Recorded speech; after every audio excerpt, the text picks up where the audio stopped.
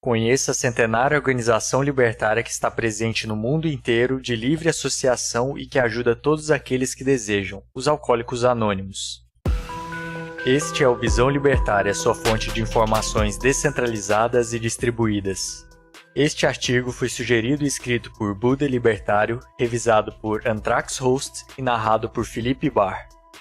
Para quem acha que é impossível uma organização totalmente libertária, eis um exemplo centenário, a história dos Alcoólicos Anônimos. Podemos fazer algumas observações importantes a partir da história de como o protótipo da organização de 2 etapas, Alcoólicos Anônimos, surgiu. Na década de 1930, o alcoolismo foi aceito como tem sido ao longo dos séculos como uma doença progressiva e desesperadora que confundiu a ciência médica e até a religião. Inclusive, a prevalência do alcoolismo entre o próprio clero era alarmantemente alto. Todas as formas de dependência de drogas eram consideradas incuráveis e quando atingiam um determinado estágio, as vítimas eram simplesmente postas de lado. Ainda na década de 1930, um proeminente empresário americano conhecido por nós como Roland Hazard III havia procurado por todo tipo de cura para seu alcoolismo, mas sem sucesso. Ele então foi ver o famoso psicanalista suíço Carl Jung para tratamento. Jung tratou de Roland por aproximadamente 1 ano, quando ele já havia alcançado algum grau de sobriedade. Roland voltou aos Estados Unidos cheio de esperança, apenas para adoecer novamente com o alcoolismo ativo.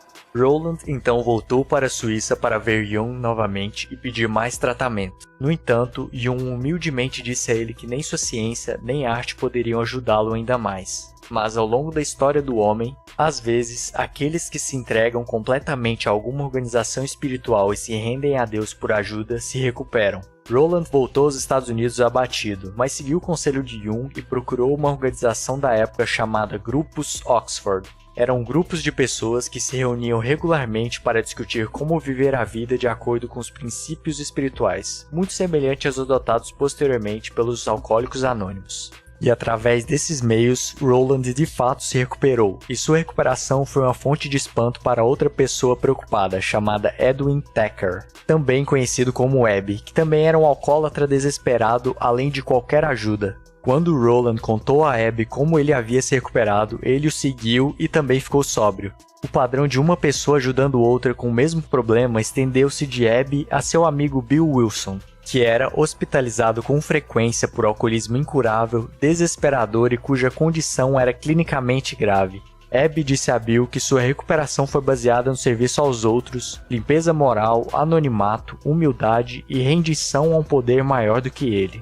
Bill se considerava ateu e achou a ideia de se render a um poder superior desagradável, para dizer o mínimo. Toda a ideia de rendição era repulsiva para o orgulho de Bill. Consequentemente, ele mergulhou num desespero absoluto. Ele tinha uma obsessão mental e uma alergia física ao álcool que o condenava a doença, insanidade e morte, dizia um prognóstico que havia sido claramente explicado para ele e sua esposa Lois. No final das contas, Bill desistiu completamente. E exatamente nesse ponto ele afirma que teve a profunda experiência de uma infinita presença e luz e sentiu uma grande sensação de paz. Naquela noite, ele finalmente conseguiu dormir e quando acordou no dia seguinte, sentiu como se tivesse sido transformado de uma forma indescritível. A eficácia da experiência de Bill foi confirmada pelo Dr. William Duncan Silkworth, seu médico no que era então o Towns Hospital, no lado oeste da cidade de Nova York. Silkworth tratou mais de 10.000 alcoólatras e no processo adquiriu sabedoria suficiente para reconhecer a profunda importância da experiência de Bill.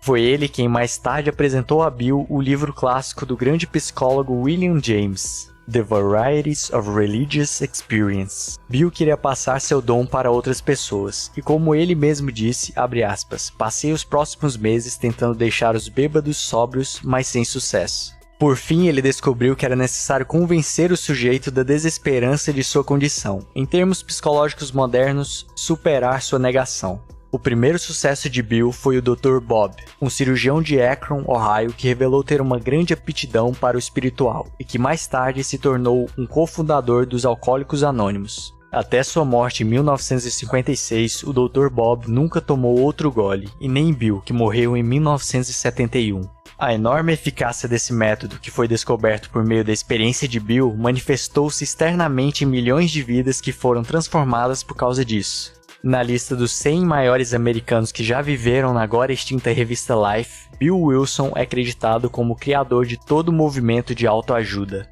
A história de Bill é típica de indivíduos que foram canais de grande poder. Os princípios que eles transmitem em uma breve carreira reordenam a vida de milhões em longos períodos de tempo. Jesus Cristo, por exemplo, ensinou por apenas 3 anos, e ainda assim seus ensinamentos transformaram toda a sociedade ocidental nas gerações seguintes. Todos nós sabemos algo sobre Alcoólicos Anônimos, porque seu número de adeptos é na casa dos milhões. Mas também porque isso se tornou parte integrante da própria estrutura da sociedade moderna. Estima-se que o Alcoólicos Anônimos e suas organizações ramificadas afetaram de uma forma ou de outra a vida de cerca de 50% dos americanos na época. Mesmo quando os grupos de autoajuda com base em 12 etapas não entram nas vidas das pessoas diretamente, eles afetam a todos indiretamente, porque reforçam certos valores pelo exemplo. Vamos dar uma olhada nos princípios de poder nos quais Alcoólicos Anônimos se baseia e como essa fundação surgiu historicamente, e examinar o impacto que esses princípios têm na população em geral, bem como entre os membros. Assim podemos ver aquilo que Alcoólicos Anônimos é e também o que ele não é, e aprender com ambos. De acordo com seu preâmbulo, o Alcoólicos Anônimos não é aliado de nenhuma seita, denominação, política ou organização. Além disso, não tem opinião sobre assuntos externos. Não é a favor nem contra qualquer outra abordagem ao problema do alcoolismo. Não tem taxas, cerimônias, enfeites, oficiais ou leis. Não possui nenhuma propriedade, não tem edifícios. Não apenas todos os membros são iguais, mas todos os grupos do Alcoólicos Anônimos são autônomos e autossustentáveis. Mesmo as 12 etapas básicas pelas quais os membros se recuperam são especificadas apenas como sugestões. O uso de coerção de qualquer tipo é evitado e é enfatizado por slogans como "Um dia de cada vez, devagar se faz, as coisas mais importantes primeiro e o mais importante, viva e deixe viver". Alcoólicos Anônimos respeita a liberdade na medida em que deixa a escolha para o indivíduo. Seus padrões de poder identificáveis são o de honestidade, responsabilidade, humildade, serviço e a prática da tolerância, boa vontade e fraternidade. O Alcoólicos Anônimos não subscreve nenhuma ética particular, não tem código de certo e errado, ou bom e mal, e evita julgamentos morais. A organização não tenta controlar ninguém, inclusive seus próprios membros. Em vez disso, o que ela faz é traçar um caminho. Simplesmente diz aos seus membros: se você praticar esses princípios em todos os seus negócios, você se recuperará dessa doença grave, fatal e progressiva e recuperará sua saúde, respeito próprio e a capacidade de viver uma vida frutífera e plena para você e para os outros. O Alcoólicos Anônimos é o exemplo original do poder desses princípios para curar doenças sem esperança e mudar os padrões destrutivos de personalidade dos membros. Desse paradigma surgiram todas as formas subsequentes de terapia de grupo por meio da descoberta de que grupos de pessoas que se reúnem em uma base formal para resolver seus problemas mútuos têm um enorme poder. Al-Anon para os familiares de membros do Alcoólicos Anônimos, então Alatim para seus filhos, depois Jogadores Anônimos, Narcóticos Anônimos, Pais Anônimos, Comedores Anônimos e assim por diante. Existem agora cerca de 300 organizações anônimas de autoajuda de 12 etapas que lidam com todas as formas de sofrimento humano. Como resultado de tudo isso, os americanos deixaram de condenar comportamentos autodestrutivos para reconhecer que essas condições são de fato doenças curáveis.